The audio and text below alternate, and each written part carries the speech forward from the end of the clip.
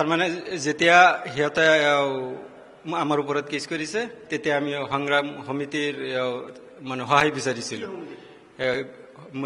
মুছলিম সংগ্ৰাম সমিতি যিটো আছে, হয় হয় হয়, মিয়া সংগ্ৰাম সমিতি যিটো কয় সেইটোৰ নাম হৈছে মুছাব্বিৰ আলী আহমেদ আৰু এটা হৈছে আবু বকৰ ছিদ্দিক। সিহঁতৰ পৰাও মই সহায় বিচাৰিছিলো, কিন্তু সিহঁতে সহায় নিদি আমাৰ পৰা যি মিতিয়ালি কৰি আমাৰ পৰা 1.5 লাখ টকা ওলটাই নিছে। পাছত আমি যি কেছ কৰিছো ইয়াতো মিতিয়ালি কৰি বা মোটা অংক টকা এটা লৈ সিহঁতে মোৰ কেছটো চাপ দি ৰাখিছে।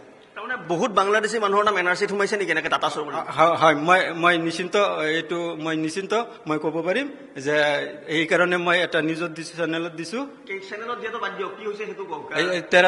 13খন নম্বৰত মই তদন্ত চলালে মই ডাইৰেক্টলি কৈছো যে 4-5টা ঘৰত সন্দেহযুক্ত মানুহ ওলাব, আৰু সেইটো মাননীয় মুখ্যমন্ত্ৰী মহোদয়লৈ মই অনুৰোধ কৰিছো 4-5টা নম্বৰত তদন্ত দিবলৈ। তাৰমানে অকল যে নগাঁওতে নহয়, সেনেকে বহুত জিলাত হ'ব পাৰে, বহুতে এনেকে ডাটা চুৰ কৰি কৰি বাংলাদেশীৰ নাম সোমাইছে নেকি, এই কথাটো সুধিছো আপোনাক।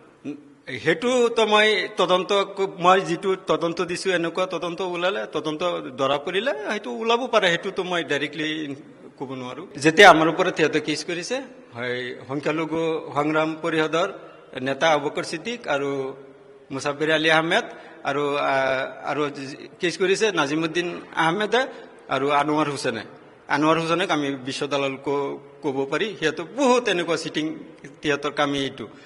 পাছতে এইটো এনেকুৱা কৰি আমাৰ পৰা মিতালীভাৱে 1.5 লাখ টকা সিহঁতে আমাৰ পৰা নিছে।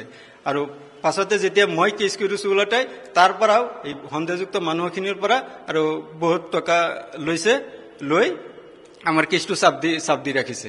এইটো কৰিছে সংগ্ৰাম পৰিষদৰ নেতা আবু বকৰ ছিদ্দিক আৰু মুছাব্বিৰ আলী আহমেদ আৰু 4টা দালালৰ মাজত আনোৱাৰ হুছেইন 1 নম্বৰ বিশ্ব দালাল, আৰু 2 নম্বৰ নাজিমুদ্দিন আহমেদ, 3 নম্বৰ আবু বকৰ ছিদ্দিক আৰু 4 নম্বৰ মুছাব্বিৰ আলী আহমেদ।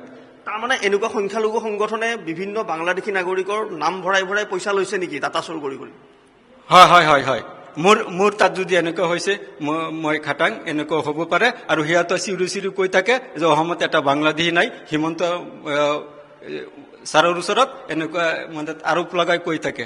কিন্তু সিয়ে কি জানে নেকি গোটেই অসম কি হিৰ নেকি, না হিৰ বাপেকৰ? সি যে এনেকুৱা কৈ থাকে, এইটো সন্দেহ। আমাৰতো যদি বাঢ়িছে এইটো খাটাং।